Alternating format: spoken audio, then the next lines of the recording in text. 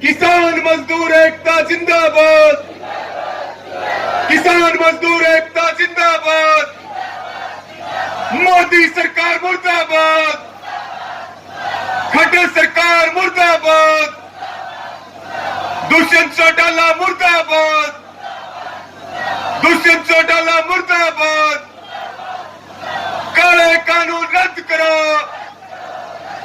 रणजीत चौटाला मुर्दाबाद, रणजीत चौटाला मुर्दाबाद, जय जवान, जय जवान।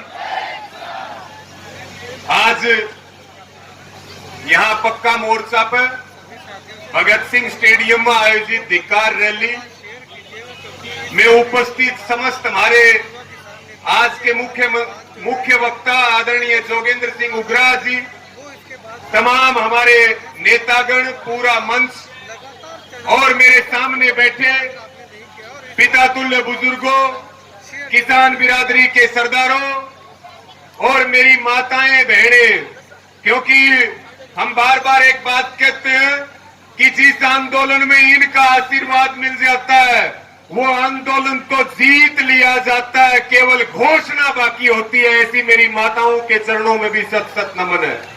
और यहां बैठे हमारे सभी युवा साथियों और विशेष रूप से हरियाणा किसान मंच से हमारे आदरणीय भाई प्रहलाद सिंह भारूखेड़ा जी और उनकी पूरी कमेटी, मैं सबका बहुत धन्यवाद व्यक्त करता हूं। और सबसे पहले, क्योंकि जब ये काले कानून आए थे तो हरियाणा में पहला पक्का मोर्चा यहां लगाया गया था और ये मांग करी गई थी कि दुष्यंत चौटाला और रणजीत चौटाला या तो कुर्सी चुन ले और या फिर किसानों को चुन ले, लेकिन उन्होंने किसानों को नहीं चुना, उन्होंने कुर्सी को चुनने का काम किया।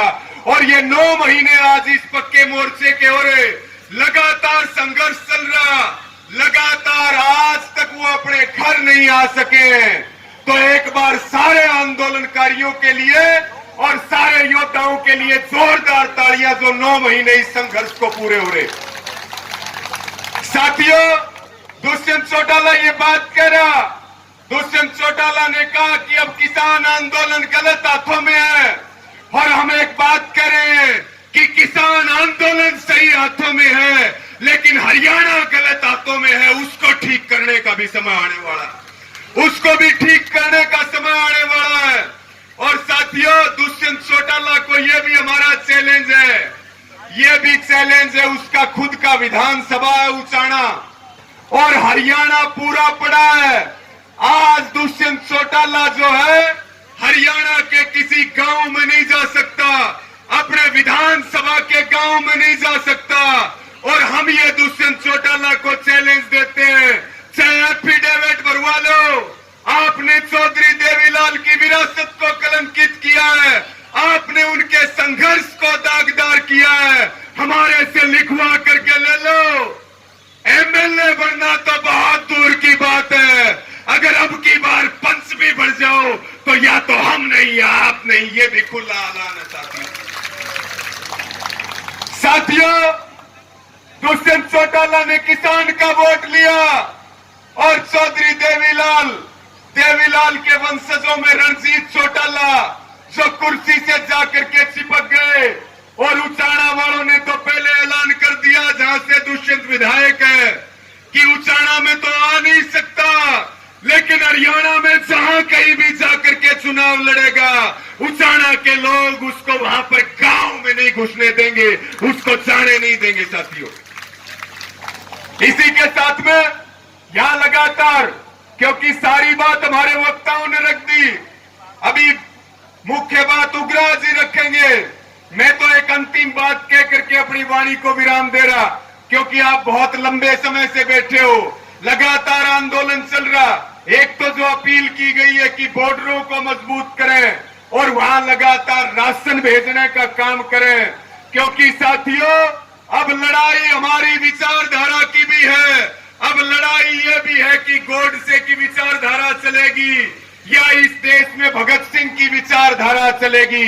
पूरी ताकत लगा दो, वो दिन दूर नहीं है सब हम जीत करके लौटेंगे और मोदी सरकार की हार होगी और हिंदुस्तान की जीत होने वाली है साथियों। क्योंकि महंगाई को लेकर के भी बात हुई, दूसरे मुद्दों को लेकर के भी बात हुई। हरियाणा के मुख्यमंत्री एक बात कह रहे हैं, हरियाणा के मुख्यमंत्री कह रहे हैं, वो धमकी दे रहे हैं, उनका लहजा धमकी देने वाला है। वो कह रहे हैं कि धैर्य टूटेगा, संयम टूटेगा तो टकराव होगा। हम केवल एक बात कहना चाहते हैं हरियाणा के मुख्यमंत्री को, संयम हमने रख रखा है। जिस दिन हमारा संयम टूटेगा आप हरियाणा के मुख्यमंत्री नहीं मिलोगे, ये बात भी लिखवा करके ले लो, हमारी गारंटी है अगर संयम टूटा तो। और भाषा देखिए मुख्यमंत्री की भाषा गैंगस्टर जैसी है। मुख्यमंत्री की भाषा जो गिरोह के सरगना है उन जैसी है। लेकिन हमारी भी एक खुली चेतावनी है, हरियाणा वालों ने आज तक धमकी देने वालों को बख्शा नहीं है, गुंडागर्दी करने वालों का इलाज किया है। ये लिख करके ले ले, जैसे आजादी के समय में अंग्रेज हमारे दुश्मन थे, ऐसे ही आज ये आरएसएस और बीजेपी वाले हमारे दुश्मन हैं हर हाल में। इसलिए ये अपील कर रहे कि भाई अपने आने वाली पीढ़ियों की चिंता करो और बीजेपी को छोड़ दो, क्योंकि ये डूबता हुआ जहाज है। आज तो केवल आंदोलन चल रहा, वो समय भी आएगा जब बीजेपी मुक्त भारत अभियान चलाना पड़ेगा और हिंदुस्तान को बीजेपी से मुक्त करना पड़ेगा। साथियों, आप सबने मेरी बात सुनी, बहुत बहुत धन्यवाद। और मैं समय का पहिया घुमा के अब एक नई शुरुआत करिए, इस देश की सुनहरी धरती में नई जान भरिए। खिलखिलाते खेतों में खुशियों की बरखा करिए, अपने खेतों की फसलों से देश खुशहाल करिए। बेलारूस ट्रैक्टर, हाँ बेलारूस ट्रैक्टर, तकनीक विदेशी है, इसे देश के रंग में रंगिए। बेलारूस ट्रैक्टर का सब मिलके स्वागत करिए। बेलारूस ट्रैक्टर, तकनीक विदेशी, दिल देसी।